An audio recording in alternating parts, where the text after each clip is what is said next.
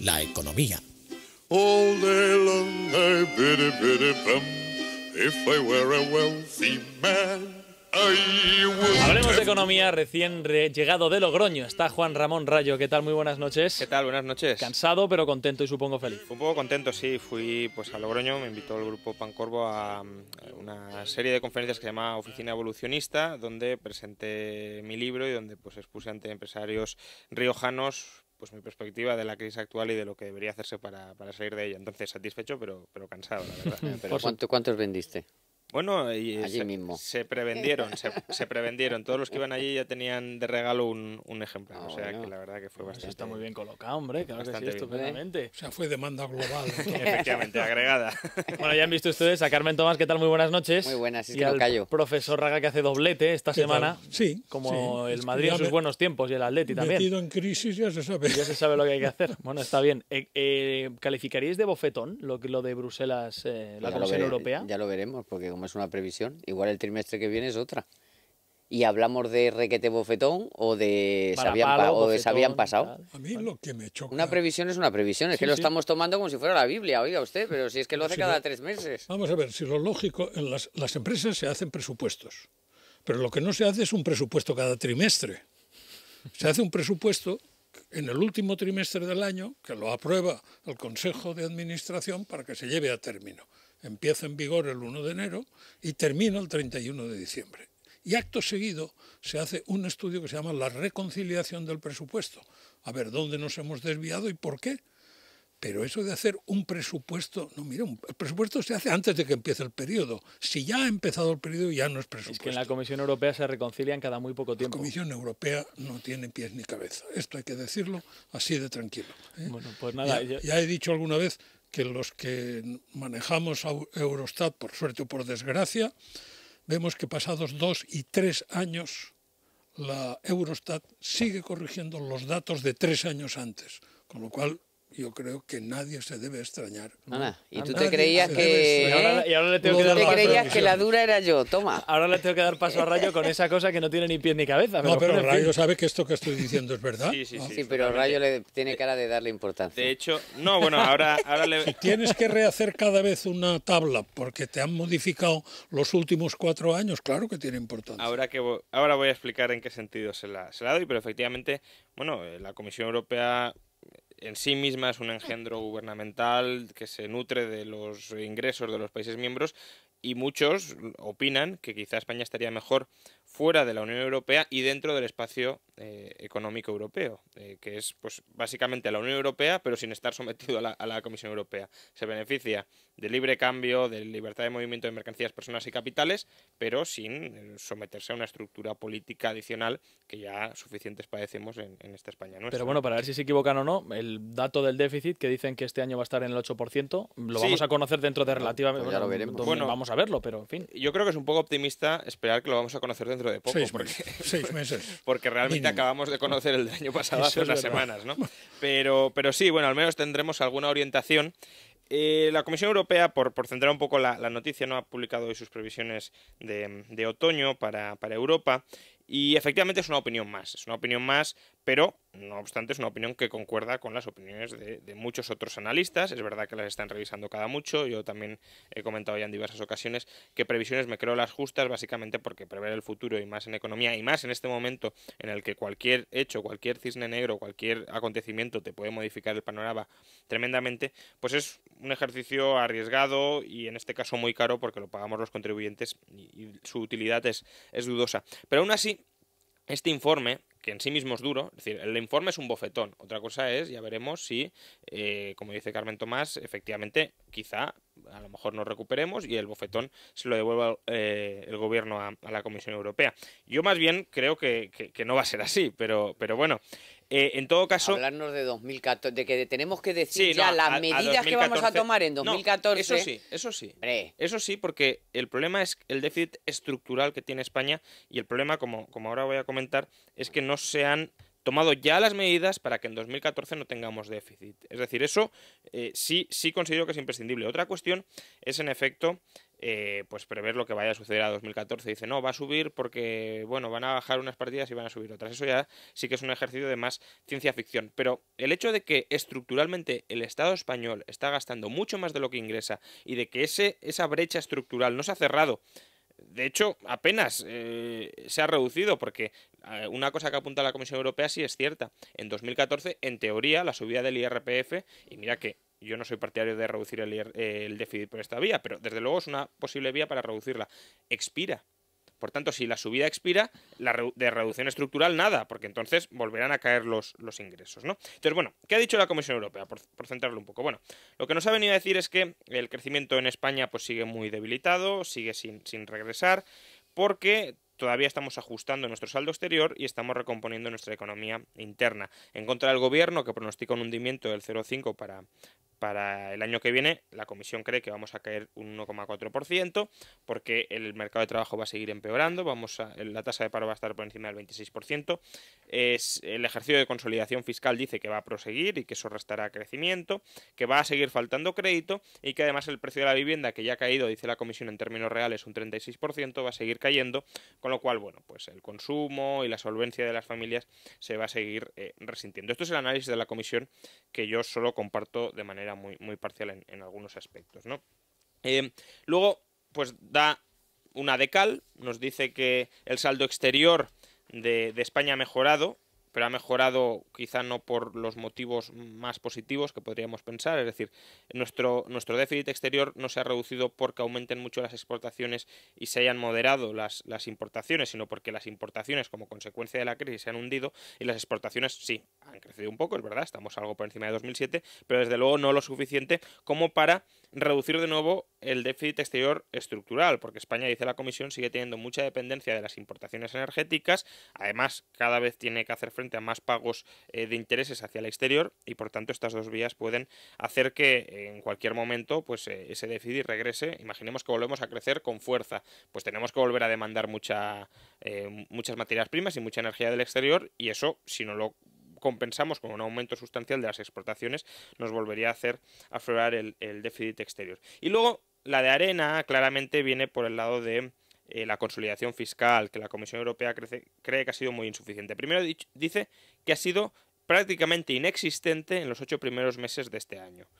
Es decir, que prácticamente hasta agosto no ha habido ninguna consolidación fiscal. Luego, que en julio se aprobaron una serie de recortes que harán que para final de año se viva una cierta mejoría en las cuentas públicas, pero que aún así pronostica que cerraremos el año en el 8% de déficit sobre el PIB. 8% del cual 1% es por la banca, pero bueno, aún así teníamos que cerrar en el 6,3% y cerraremos en el 7%, más el 1% de ayudas a la banca. Recordemos que en 2011, el desastroso año de Zapatero, en el que se nos mintió y se fue aumentando el déficit, etcétera, hemos cerrado con ayudas a la banca en el 9,4%. Por tanto, que en un año, con el año de los presupuestos más austeros de la historia, con todo el esfuerzo que se ha hecho, con todas las subidas de impuestos que ha padecido la sociedad española, que por cierto la Comisión solo dice que están sirviendo para que la recaudación no caiga mucho frente al año pasado, pero que no están sirviendo para aumentar la recaudación. Y recordemos que el gobierno pronostica que para final de año tiene que haber un aumento de la recaudación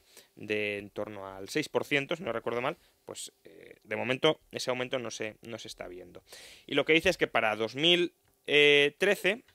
las medidas ya aprobadas y las que espera que apruebe el gobierno, ya veremos, van a llevar a que, como no habrá ayudas a la banca, se reduzca un punto adicional el déficit y por tanto cerremos, dice, ya veremos si hay o no hay ayudas a la banca, que ese es otro tema, en el 6%. Pero aún así estaremos en 2013 en el 6% cuando deberíamos haber estado en el 4,5%, y eso después de la flexibilización que nos concedieron hace unos meses, porque originalmente en 2013 teníamos que estar en el 3%.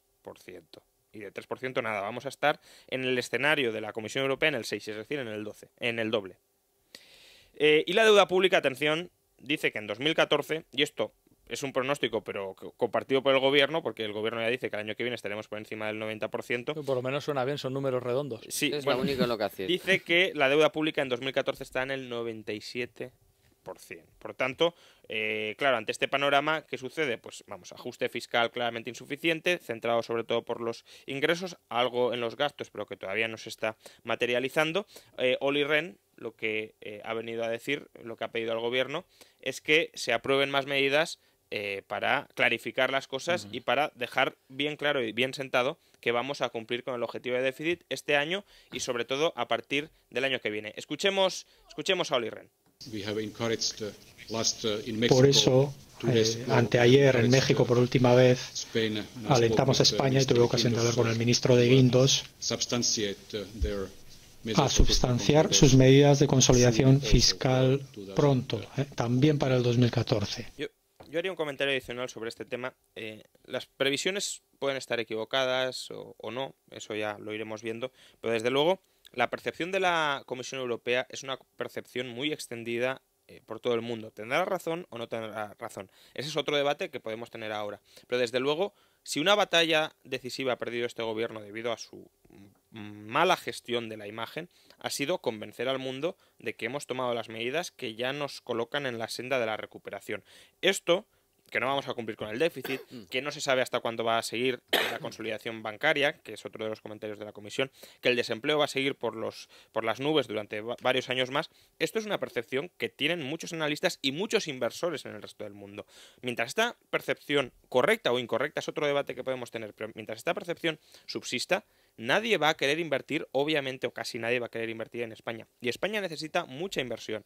Necesita retener la inversión interna y necesita atraer inversión externa para cambiar su modelo productivo. Y con estas perspectivas, con este panorama, con esta opinión sobre lo que está aconteciendo en nuestra economía, desde luego no atraemos inversión. Y si el gobierno, tal vez, lo veremos, y lo podemos discutir, ha adoptado medidas para conseguir in extremis el objetivo de déficit, desde luego no ha tomado medidas para lograrlo de manera holgada y que permita de manera indudable convencer a todo el mundo que sí, que vamos a cumplir con el déficit este año, el año que viene y el siguiente. Hay muchas dudas y mientras todas estas dudas subsistan, insisto, no va a haber una masiva entrada de inversión externa. Contrasta el caso de España con el caso de Estonia, por ejemplo, que es el país que la Comisión Europea cree que va a crecer muchísimo más o mucho más el año que viene, sobre el 3%, mientras Europa está en recesión. ¿Estonia qué ha hecho? Pues Estonia ha hecho todo lo que algunos esperábamos, o muchas de las cosas que esperábamos que el gobierno de Rajoy hiciera, es decir, una consolidación fiscal muchísimo más intensa de la vivida aquí, por el lado del gasto y no tanto por el lado de los ingresos, y luego tiene una economía libre o mucho más flexibilizada que la española, que ha permitido una recomposición y un reajuste interno que en España está costando muchísimo porque todavía quedan muchas barreras a poder desarrollar libremente los negocios de uno, ¿no? Pero bueno, esto viene de Bruselas. Algunos con maldad hoy decían, le preguntaban a Obama, bueno, ahora que han pasado las elecciones, haciéndose pasar por Mario Draghi, no era una cara de Mario Draghi, le decía a Obama, ahora que han pasado las elecciones ya puedo echar a Grecia del euro. Entonces, bueno, desde luego ahora pasamos de la eurozona a Estados Unidos, ¿no? Ayer fueron las elecciones estadounidenses, que desde luego han tenido una influencia clara a la hora de presionar, por ejemplo, a la eurozona a que se aprobara el rescate o el instrumento para rescatar a España, mejor dicho, antes de las elecciones, que se estabilizara la situación, que no se echara, ya veremos si se la echa o no, a Grecia del euro antes de las elecciones. Y bueno, ha vuelto a ganar Obama. No era desde luego el candidato que nos gustaba a muchos, tampoco Romney me encantaba, ni muchísimo menos. Mi candidato siempre había sido Ron Paul, es decir, un libertario, un liberal en el sentido europeo, convencido y coherente en todas sus políticas, pero bueno, al menos Romney, que tenía muchos vínculos con el mundo corporativo, con el mundo de la empresa en Estados Unidos, esto en el mal sentido, es decir, en el sentido que decía Adam Smith de que cuando se reúnen los empresarios es para los empresarios del gobierno es para coaligarse contra la sociedad, ¿no? Pero al menos era un señor más o menos serio, experto en cuadrar presupuestos, que es desde luego lo que necesita Estados Unidos en este momento.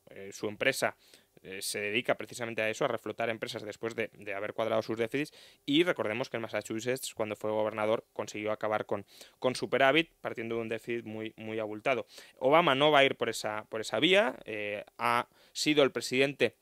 En sus 4 años de gobierno, la deuda pública en términos absolutos de Estados Unidos ha aumentado más que en todo el resto de la historia de Estados Unidos. Y ya ha pasado tiempo desde Washington. Y efectivamente. Y de hecho ya supera el 100% del PIB y todo indica que va a seguir subiendo. De hecho, bueno, no hagamos mucho caso a los indicadores financieros a corto plazo, que siempre son un poco maníaco-depresivos, pero bueno, no deja de ser llamativo que la bolsa, después de ganar Obama, esté cayendo un 2%, bueno, de una manera intensa en relación con los últimos días, y luego que el precio del oro se ha disparado más de un 3%, nada más conocerse que iba a ganar Obama. Recordemos que el oro ha sido el activo más rentable durante estos últimos 4 años. ¿Por qué? Porque nadie se fía de que se vaya a sanear, al menos, o muy pocos se fían de que se vaya a sanear pronto la economía. Y además recordemos que a partir del año que viene tenemos el famoso fiscal cliff, el precipicio fiscal de Estados Unidos, que básicamente son recortes o ajustes automáticos que han pactado demócratas y republicanos y que van a suponer, ya digo, recortes, sobre todo por el lado de aumentos de impuestos, por desgracia, expiran los recortes que aprobó Bush, de medio billón de dólares estadounidenses. Y esto hace temer a la gente que la economía estadounidense en 2013 pueda caer en una recesión de entre el 2 y el 3,5%. Bueno, puede caer en recesión, pero los recortes son necesarios, son mucho más necesarios por el lado de los ingresos que por el lado de los gastos que por el lado de subir ingresos, que además son ingresos que gravan al capital, al ahorro y por tanto a lo que necesita la economía mundial para crecer. Pero lo que ilustra es que gran parte del crecimiento de Obama está edificado sobre pies de barro. No todo, porque recordemos que Estados Unidos ha tenido la fortuna de que durante los últimos años el precio del gas ha estado a mínimos históricos por la revolución del fracking, ¿no? Pero, en cualquier caso, si por el hecho de ajustar tu déficit tu economía se hunde, cae más de lo que va a caer la economía española, eso significa que estabas en una situación insostenible, porque ningún Estado puede pretender seguir acumulando déficits del 10 y del 10% año tras año, porque al final llegaría a una situación explosiva. Recordemos, y termino con esto, que Paul Krugman, el mismísimo Paul Krugman, dice que no quiere ver que Estados Unidos supere un ratio de deuda pública sobre el PIB del 120 o del 130%. Ya va a llegar prácticamente al 110, por tanto, el déficit debería acabar ya. Dice Paul Krugman que si no acaba, Estados Unidos se puede niponizar, es decir, convertir en un nuevo Japón. Por tanto, la reelección de Obama, bueno, veremos qué hace estos próximos 4 años, pero si han sido como los 4 anteriores, no sean muy positivos. Sí, es verdad que he escuchado esta tarde que, sobre todo a los analistas y tal, decir que es que efectivamente genera muchas dudas la victoria de Obama. Lo decía ayer el profesor Raga aquí por la noche, que quizá esperaba mirando hacia el infinito y con un halo de esperanza que ganase Romney, aunque fuera por poco, porque desde luego las políticas económicas de Obama no es que no hayan funcionado en los últimos años, sino que a partir de ahora Obama lo que va a tener que hacer es meter la tijera de una forma brutal y probablemente eso afecte a la economía mundial. Os pregunto, afectará seguramente a la economía mundial. Va a tener que llegar a acuerdos, porque si la Cámara de Representantes sigue siendo republicana y se enfrentan a este precipicio, o sea, Obama, yo no sé hasta qué punto va a poder hacer lo que quiera. Esperemos que no. De todas formas, dicen que los mejores años para la economía estadounidense son cuando el presidente es demócrata y cuando la Cámara está controlada por los republicanos, porque entonces no pasa ninguna ley. No, pero afrontar este medio billón, o sea, tiene que ser con acuerdos, porque si no, vamos, yo no lo veo. No, bueno, puede entrar sin más. Sí, bueno, pues entra y entonces se caerá la economía y yo creo que se trata prácticamente de un mandato.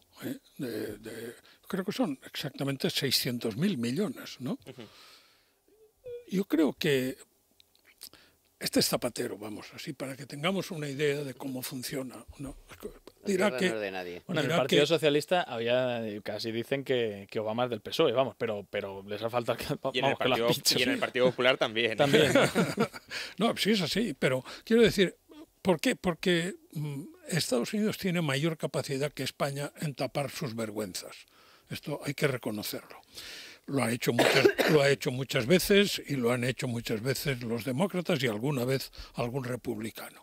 Que se encuentra en una situación de esas complicadísimas. Máquina del dinero, la Reserva Federal.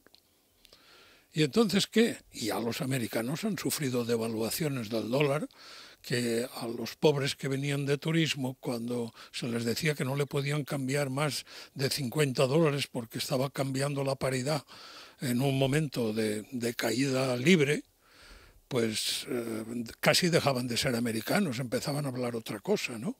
Y eso, un presidente, más moreno que Zapatero, pero con el mismo raigambre intelectual, el mismo talante, pues igual no le costaría hacer tampoco y cogerse a Bernanke y decir, recordemos más dinero. Que el inspirador de Obama, al menos como referencia presidencial, Franklin Delano Roosevelt, aprobó pena de cárcel para quienes tuviesen oro.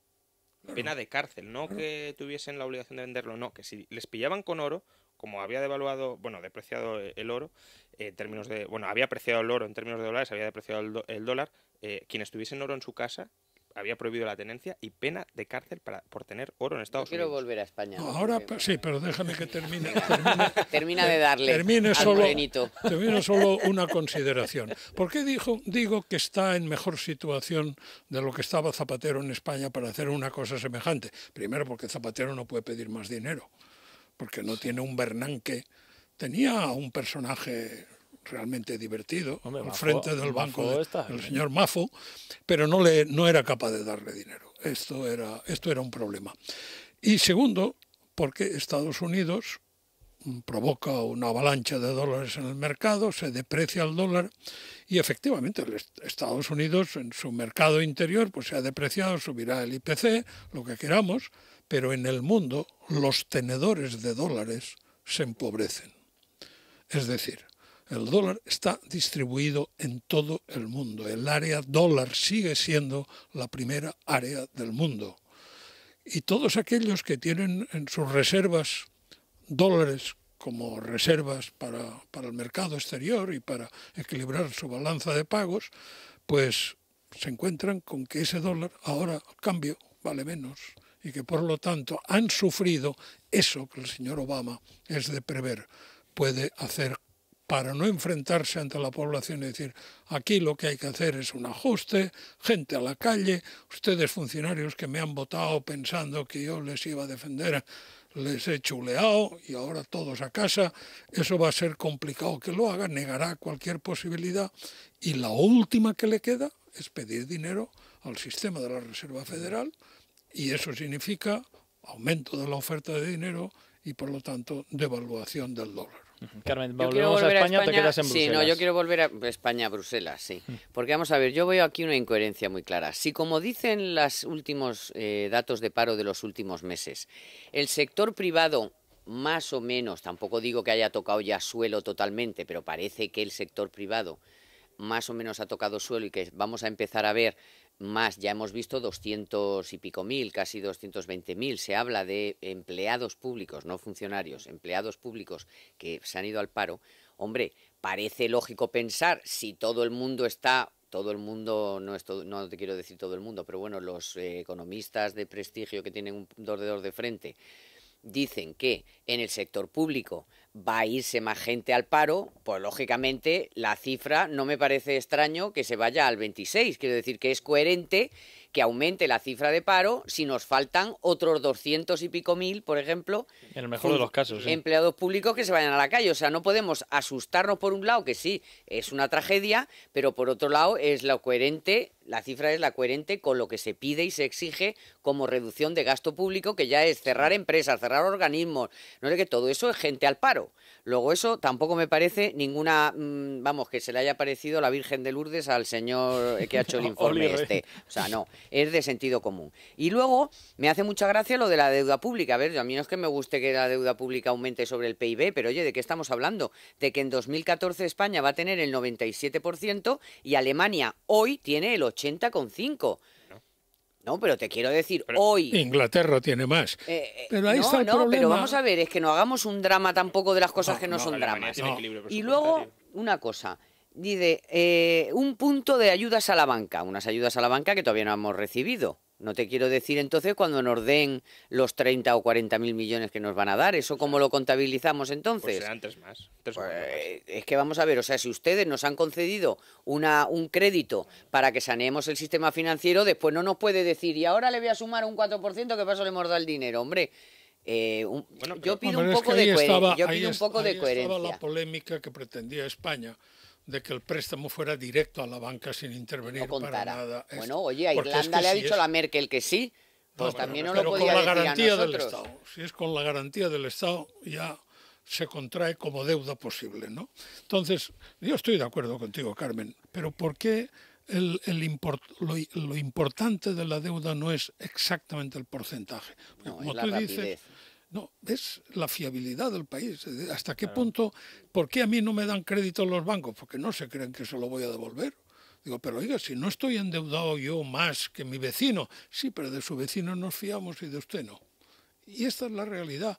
Y está una Inglaterra que tiene más deuda que nosotros, está Alemania que tiene más deuda que nosotros, y bueno, ya, pero está bueno, Italia, pero es que Italia tiene más, pero ahora claro, ya estamos Italia a la par que Alemania. El problema es que, claro, Alemania primero no tiene déficit, o tiene un déficit del 1%, absolutamente sostenible, y tiene una economía con pleno empleo, cercano al pleno empleo, y nosotros tenemos una economía con un déficit estructural de entre el 7 y el 10%, con un 26% de paro, 25% de paro, y que además no está muy claro cómo vamos a ser capaces de pagar toda esa deuda. pero no es general. precisamente la Unión Europea la que ha dicho que le está muy preocupada por el déficit estructural. Vamos, por lo que yo he podido deducir Sí, del está. informe. ¿Que no está o que sí? Que no, o sea que ha separado lo que es el déficit estructural, que ese sería como del 3 o del 4%, y el resto Sí, bueno, no es sería que yo estructural. cuando hablo de déficit estructural no me refiero Y ahí ha a la matizado definición la exacta de filtración. déficit estructural, sino si nos mantenemos en la situación actual, ¿cuál es el déficit de la estructura del Estado español? Bueno, La es que definición- vamos a ver, es que si nos mantenemos como estamos y no llegábamos a ningún lado. Hombre, O sea, pues está claro que las administraciones públicas tienen que adelgazar. Confiar el equilibrio presupuestario a que llegue la recuperación. No, yo estoy diciendo al adelgazamiento de la administración. No, claro, Claro. sí. No, pero lo que digo es... A eso y a una segunda cosa, que es que todas estas previsiones no están contando con que si finalmente el gobierno de España consigue un cierto compromiso sobre una prima de riesgo entre 150 y 200, eso sí, las financiaciones distintas. marcaría una financiación distinta, y en base a eso están hechos los presupuestos del año que viene, que eso todavía Montoro no lo dice, ni Rajoy tampoco, pero eso es así. O sea, ese menos 0,5 está hecho en base a que Europa nos va a Rescatar. cuasi prometer que la prima de riesgo se va a poner entre 150 y 200, entonces el BCE compra la deuda, entonces nos dan la línea de crédito y entonces todo el mundo feliz. No, te quiero decir que ese es el planteamiento. Ese es el planteamiento del gobierno de España para el año que viene. No nos engañemos. Y además algo dijo Rajoy en la entrevista el otro día. Eso y el asegurarse que todos los países van a decir que sí. Por eso no estamos pidiendo la línea de crédito, porque ni tiene todavía el sí unánime, ni tiene todavía la certeza de que le van a poner la prima de riesgo a 150 o 200. Pero yo creo que sí que está claro es que si la pidiéramos, cuanto antes la pidiéramos, Pues más no, dinero porque- ahorraríamos. Pues no, porque quiero si no decir. te aseguras que te va a bajar la prima de riesgo a 150, ¿para qué vas a hacer el pingui? Yo hago el ridículo, me quedo en desnudo, pido la línea de crédito y luego no me baja la prima de riesgo. Pues vaya paño que hemos hecho. No, pero vamos Hombre, a ver. ahí Rajoy no está siendo... En fin, Sí, que tiene dos dedos de frente. sí. Él y su equipo. No, y no está hay haciendo eso ninguna por eso. duda que tiene dos dedos de frente él y el equipo. Ahora, fiar promesas en el mundo financiero, el mercado financiero funciona como mercado. Es decir, no una promesa. ¿La promesa cuál sería? Que no nos contase todavía como deuda porque no tomamos créditos. La promesa de que el Banco Central, caso de impago, sería él quien adelantase el pago a los acreedores. Esa podría ser, porque lo otro es que el Banco Central rescate directamente a la economía. Y las zonas intermedias son zonas siempre complicadas La promesa de esa de que formulación. compre deuda, el pacto Por eso. ese al que se llegó, si tú pides la línea de crédito yo te compro la deuda, sí, pero macho, pero dime que va a Compro la poner deuda en mercado a secundario, 150. es decir, Claro. yo sigo emitiendo en mercado primario. Y el mercado primario no me lo compra porque no soy rescatada. A ver si ya hemos vendido toda la deuda No, ya para lo- este año. Ya lo sé, pero O sea, me tampoco refiero, digamos que España me refiero a la tiene prima de problemas riesgo.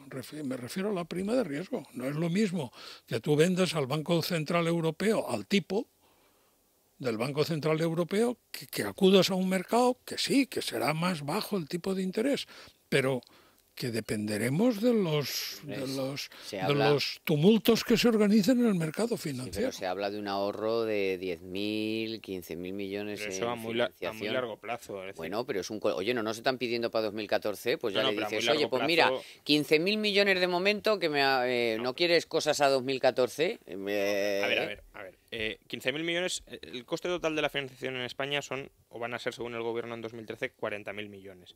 Entonces, 20.000 millones es que el coste medio de la deuda pase del 4,5% actual al 2% o 1,5% del que está hablando. Pero claro, eso es cuando se renueve toda la deuda que está emitida ahora, y toda la deuda que está emitida ahora pues se va a renovar, no sé, la vida media no recuerdo ahora en cuánto está, pero está en 4 o 5 años. Por tanto, hasta dentro de 4 o 5 años, si durante esos 4 o 5 años sigue vigente este tipo de interés bajo, etcétera, pero también toda la nueva que emitas también la emites a un tipo más bajo. Pero la nueva añades interés, no lo restas. Es decir, el ahorro viene del interés anterior que estaba pagando al 4 y que ahora pago al 2. La deuda nueva es deuda nueva y por tanto nuevo interés, aunque sea más bajo, pero es nuevo, con lo cual al final recordemos además que la deuda no estamos pagando unos intereses muy altos en total porque el tipo de interés medio sea muy alto, sino porque tenemos muchísima deuda y cada vez vamos a tener más, el 97 en 2014, y por poco que paguemos es que es una cantidad enorme, son 40.000 millones. Bueno, eso lo vamos a ver mañana. Mañana salimos otra vez al mercado con una importante subasta. No, y se colocará. Sí, aquí el problema Juan Pablo, es que el éxito consiste en colocar deuda. Que esto es lo que es absolutamente ridículo. La pregunta es, ¿cuándo disminuye la deuda? Es decir, ¿cuándo amortiza usted la deuda? ¿Cuándo disminuye el volumen de deuda? Solo cuando hay exceso en el interior.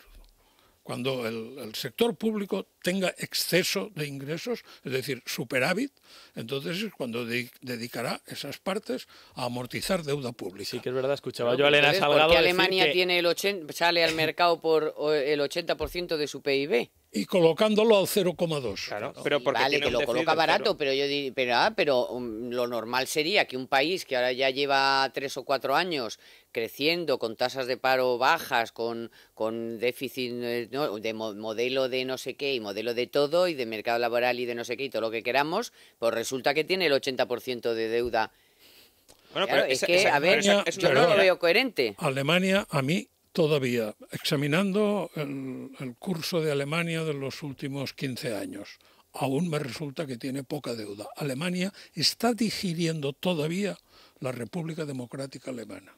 Sí, bueno, todavía. Y pagando a sus ciudadanos en la nómina todos rigurosamente todos los meses, 10 o 12 euros. Por eso digo, ahí está, de la nómina. Ahí está todavía esa asignatura pendiente que yo comprendo que lo tenían que hacer desde el punto de vista político. Ahí no había, una no deuda, había dudas. Una deuda del 80 con equilibrio presupuestario es una deuda absolutamente manejable. Incluso nosotros del 90. Cuando teníamos, perdona Rayo, pero cuando teníamos equilibrio presupuestario allá por el 2007, no, antes, 6-7, teníamos un 30 y tantos, un 40% de deuda. Pues perfecto.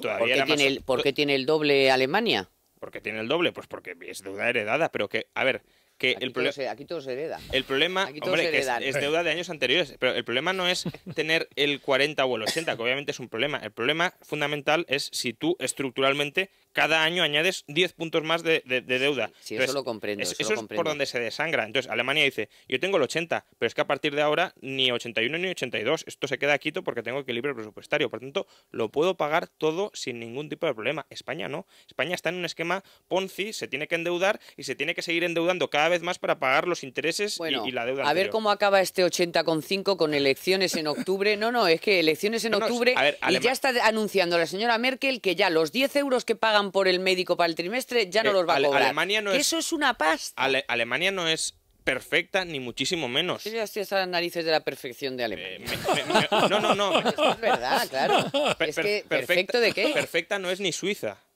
Pero vamos, es Luxemburgo, eso que podría ser perfecto. De acercamiento a la perfección. Pero Alemania acierta mucho más en muchas de sus políticas de lo que lo ha hecho España. Juan Ramón, la prensa de mañana que si no vamos a ir a la cultura nunca. Que nos liamos. Bueno, tenemos varios temas. Uno, pues El Economista, los mercados castigan la división de poder en Estados Unidos tras la victoria de Obama. Luego también recoge expansión, acuerdo entre gobierno y PSOE para reducir los desahucios. También recoge expansión, Bruselas prevé 2 años más de subida de paro en España, aunque no necesariamente por los malos motivos, ya lo hemos dicho. Y luego una buena noticia para los accionistas de Telefónica. Telefónica gana un 26% más y confirma el dividendo. Pues mira qué bien. Mira qué bien. Para los que tengan acciones. Y que no se llama desahucio, profesor, que le voy a dar yo una lección a cada sitio que vaya. Porque es que, claro, ejecución hipotecaria. Pero eso no cabe en el titular porque es muy largo. Bueno, pero el desahucio es muy corto, pero incorrecto. La gente entiende muy bien desahucio también. Claro, pero es que el desahucio es el impago de un alquiler. Ese es el que provoca el desahucio. El impago de una cuota hipotecaria, si ya es ejecutable, pues será la ejecución de la hipoteca y el lanzamiento, que es el último trámite del desahucio, el lanzamiento de sus ocupantes. Ejecución suena directamente a... Es que es así, se acabó. Se ejecuta la hipoteca, que si no pagas te vas. Yo, de todo este acuerdo, que ya hablaremos otros días, porque está todavía sin perfilar mucho, de momento nada más que han llegado a que va a ser por el trámite parlamentario, la vía de urgencia y no sé qué, habría mucho que hablar, pero yo hoy venía escuchando a mucha gente y me preguntaba, oye, ¿y al pobre que se ha quedado en el paro y no puede pagar el alquiler? Ese no tiene derecho a que le ayudemos porque también se queda en la calle. Claro. A ese sí que le desahucian. A ese sí que al le que desahucian. no paga el alquiler. Efectivamente. Y también se ha quedado en el paro. Eso es verdad. De eso no... Pues mira, es un buen tema porque creo que esta noche Luis Herrero tiene entrevista a una destacada dirigente mira, a ver socialista. Si ¿no será a Piñeiro? No, todavía más alto, todavía más arriba, vale, podemos mirar. Vale. Vamos a ver. A la que ha negociado. Creo que lo tiene. No voy a adelantar nada por si acaso me columpio. Pásale de mi parte, por favor, que qué hacemos con los alquilados que, pues sí, se lo voy a decir. Que no tienen tampoco dinero para pagarle el alquiler. Se lo voy a decir. ¿Qué hace? ¿Se quedan allí sin pagar y el casero no cobra? Pero como sigamos hablando, Vale, Luis pues no empieza a las 10 en punto. Así que no se lo va a poder preguntar. Profesor Raga, gracias, hasta luego. Muchas gracias. Carmen Tomás, un abrazo fuerte, adiós. Juan Ramón, mañana más noticias, adiós. Nos vemos mañana. Hacemos una pequeña pausa y enseguida la cultura.